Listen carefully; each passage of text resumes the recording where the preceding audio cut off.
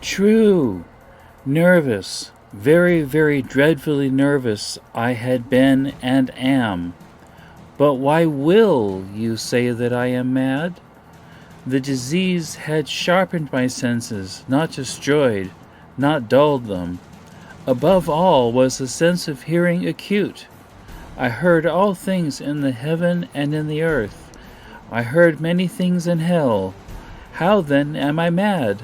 Hearken and observe how healthily, how calmly I can tell you the whole story.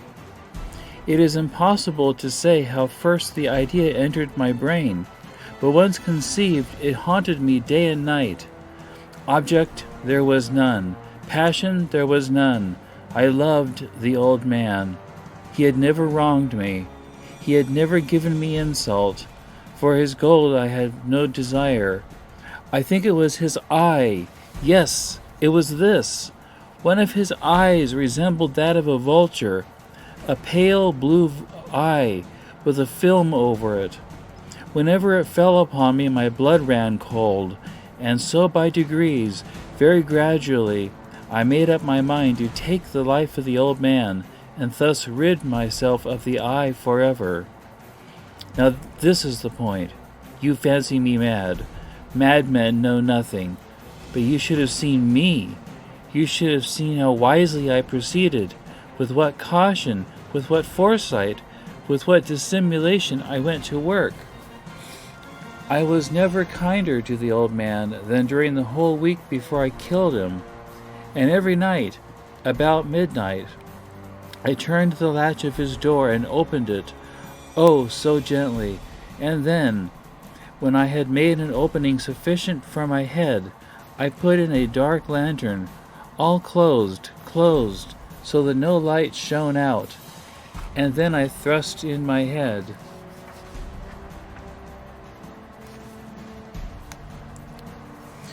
Oh, you would have laughed to see how cunningly I thrust it in.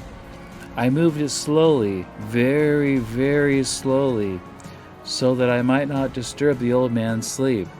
It took me an hour to place my whole head within the opening, so far that I could have seen him as he lay upon his bed. Ha! Would a madman have been so wise as this? And then, when my head was well in the room, I undid the lantern cautiously, oh so cautiously, for the hinges creaked. I undid it just so much that a single thin ray fell upon the vulture eye. And this I did for 7 long nights, every night just at midnight. But I found the eye always closed, and so it was impossible to do the work, for it was not the old man who vexed me, but his evil eye. And every morning, when the day broke, I went boldly into the chamber and spoke courageously to him, calling him by name in a hearty tone, and inquiring how he had passed the night. So you see how he would have been a very profound old man, indeed, to suspect that every night, just at 12, I looked in upon him while he slept. Upon the 8th night, I was more than usually cautious in opening the door. A watch's minute hand moves more quickly than did mine. Never before that night had I felt the extent of my own powers, of my sagacity. I could scarcely contain my feelings of triumph. To think that there I was, opening the door, little by little, and he not even to dream of my secret deeds or thoughts. I fairly chuckled at the idea, and perhaps he heard me, for he moved on the bed suddenly, as if startled. Now you may think that I drew back, but no, his room was as black as pitch with the thick darkness, for the shutters were close fastened through fear of robbers, and so I knew that he could not see the opening of the door, and I kept pushing it on steadily.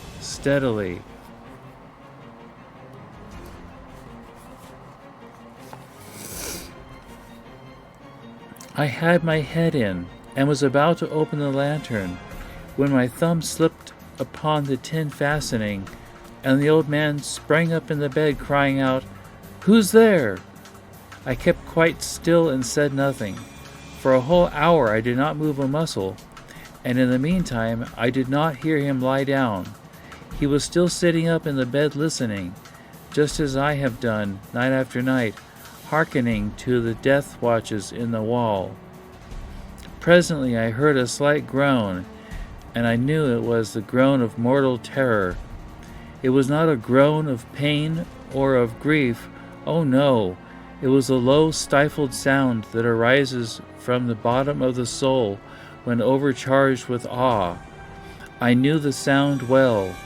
Many a night, just at midnight, when all the world slept, it has welled up from my own bosom, deepening, with its dreadful echo, the terrors that distracted me. I say I knew it well. I knew what the old man felt, and pitied him, although I chuckled at heart. I knew that he had been lying awake ever since the first slight noise, when he had turned in the bed. His fears had been ever since growing upon him. He had been trying to fancy them causeless, but could not. He had been saying to himself, "It is nothing but the wind in the chimney. It is only a mouse crossing the floor," or "It is merely a cricket which has made a single chirp." Yes, he has been trying to comfort himself with all these suppositions, but he had found all in vain, because death, in approaching him, had stalked with his black shadow before him and enveloped the victim. And it was the mournful influence of the unperceived shadow that caused him to feel, although he neither saw nor heard, to feel the presence of my head within the room. When I had waited a long time, very patiently, without hearing him lie down, I resolved to open a little.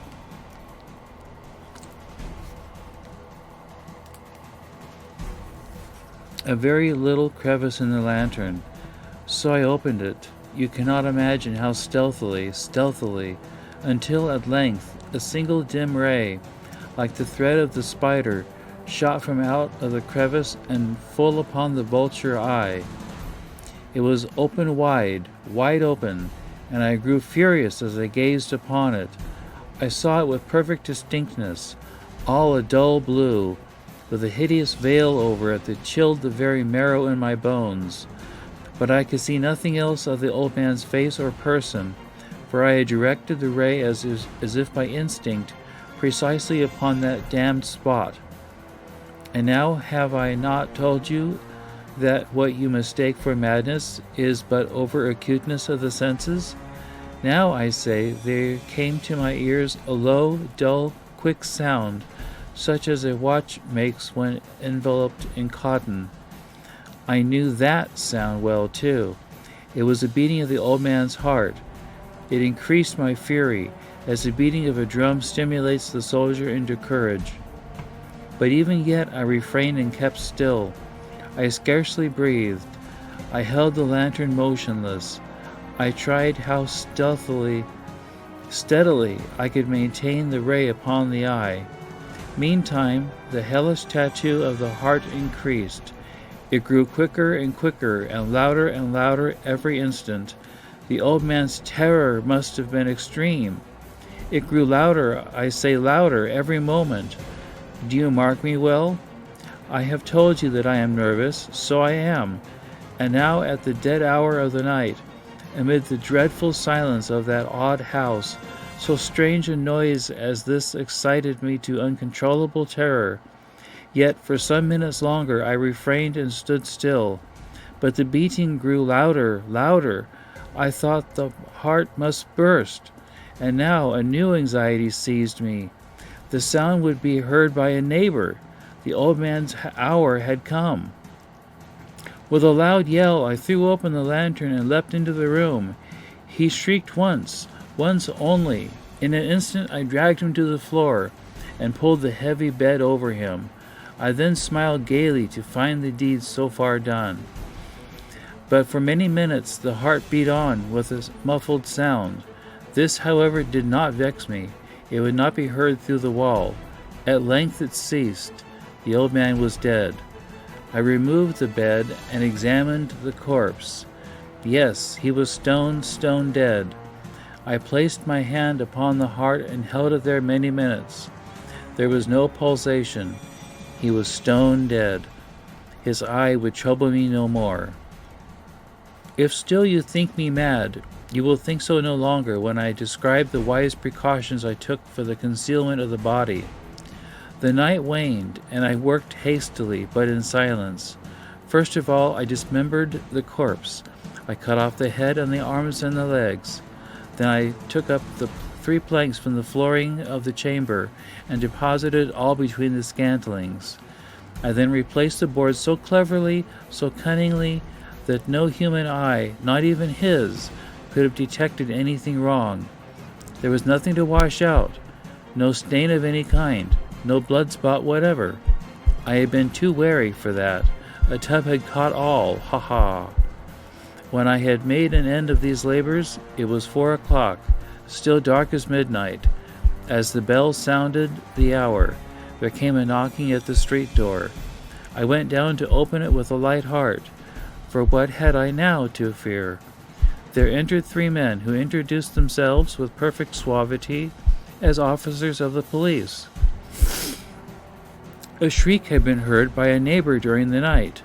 Suspicion of foul play had been aroused.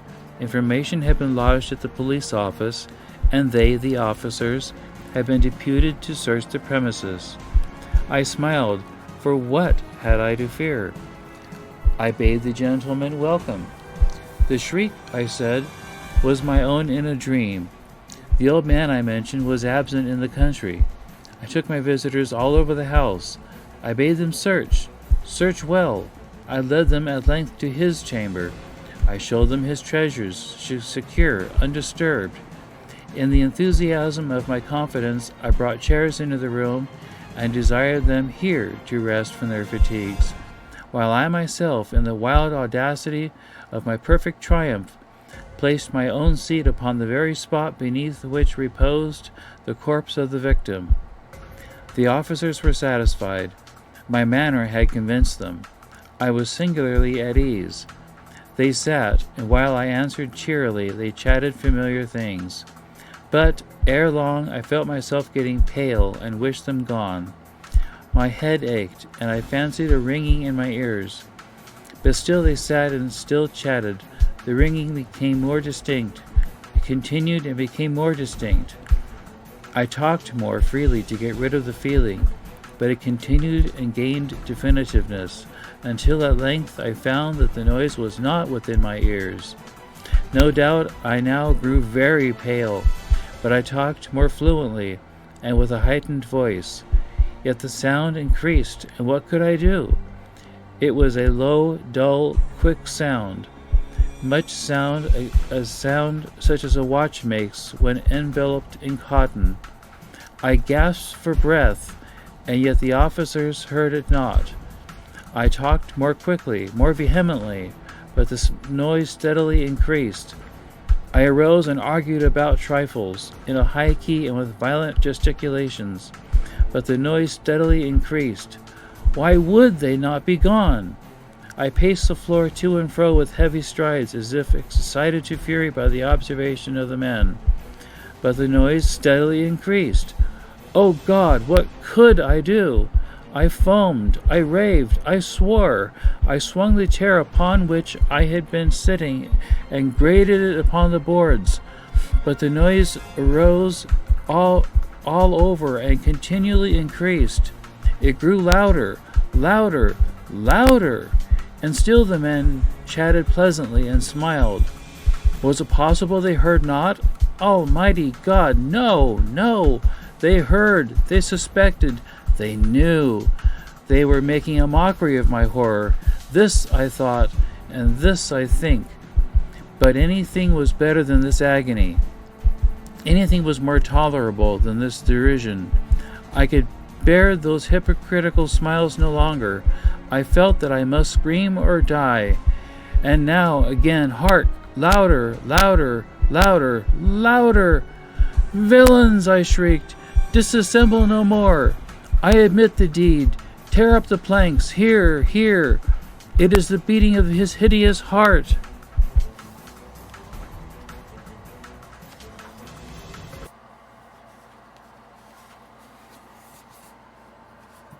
The end.